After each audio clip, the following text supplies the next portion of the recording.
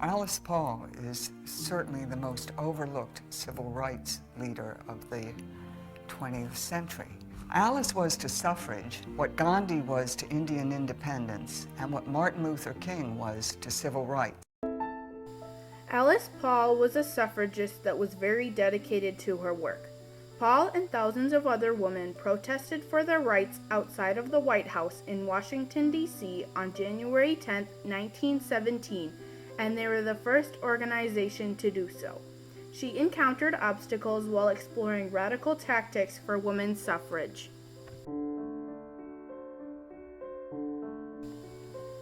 Before the 19th Amendment, women were treated very differently than they are now.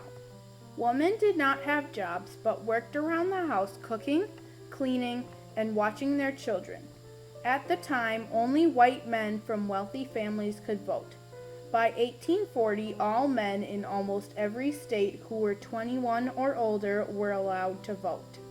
In 1848, the first women's suffrage convention took place in Seneca Falls, New York, led and organized by Elizabeth Cady Stanton. By February 18, 1890, the National American Women's Suffrage Association was founded by Susan B. Anthony, and many of the most famous suffragists were part of this group, including Paul. Alice Stokes Paul was born on January 11, 1885. Her parents, William and Tacy Paul, always believed in equal rights. Tacy Paul gave Alice the first look at women's suffrage, taking her to suffrage meetings starting at a very young age. She graduated from Swarthmore College and got a scholarship to travel to England to study social work when she was 22. While in England, she met the Pankhurst women, Emmeline and Christabel, who led heckling, window smashing, and rock throwing to raise awareness for women's suffrage.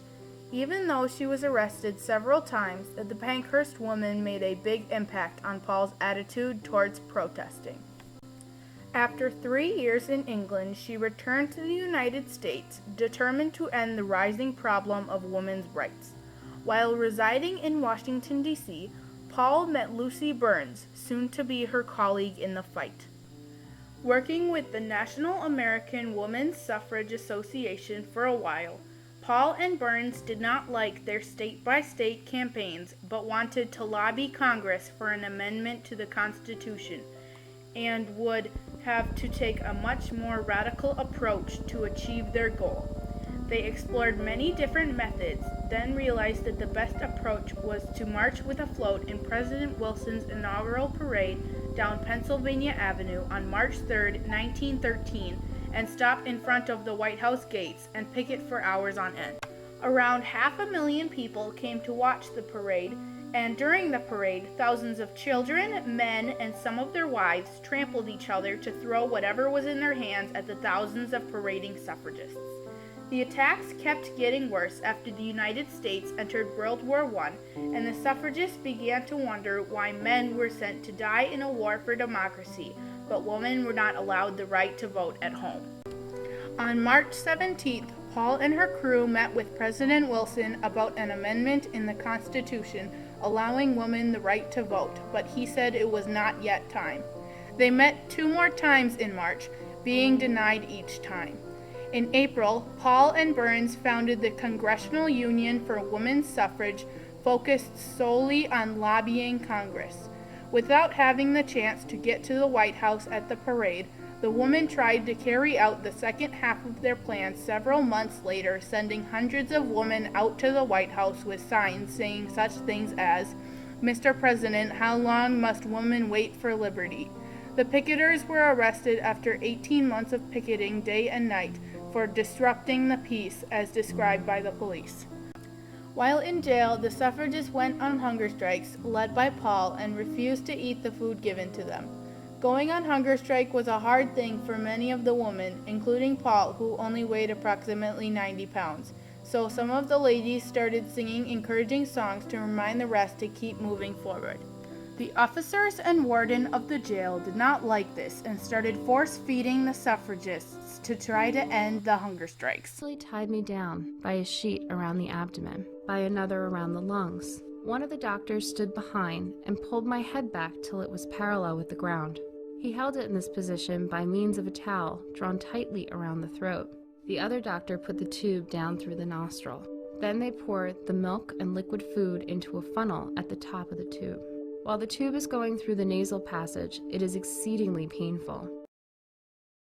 By 1918, President Wilson encouraged lawmakers to pass the 19th Amendment and publicly announced his support for women's suffrage. On January 10, 1919, with a vote of 274 to 136, the amendment was passed. The 19th Amendment was officially added to the Constitution of the United States of America on August 26, 1920. After the painful struggles of the 72 years before that, Alice Paul and Lucy Burns, with the help of many more devoted women before and with them, got women the right to vote. Just because women were now eligible to vote, they still were not treated equal. Paul decided to devote the rest of her life on trying to get an amendment for women's equal rights. When she died of old age on July 9, 1977, Alice Paul was seen as a symbol of strength, hope, courage, and perseverance for women across the United States. The women's suffrage movement influenced many other people to stand up for women and made them realize the importance of the vote. On January 10, 1917, Alice Paul, along with many other women, became the first organization to ever protest in front of the White House gate. Paul encountered many difficult, strenuous obstacles during her lifetime, but was tremendously persistent and never gave up. Her tactics she explored were radical and got Paul arrested several times and sent her to jail for 7 months. Women lost hope in the suffrage movement after the deaths of Susan B. Anthony, Elizabeth Cady Stanton, and Carrie Chapman Catt, who before Paul were the big leaders in the protest. Alice made a huge contribution on getting the ratification of the 19th Amendment and was a big part of women's rights in general.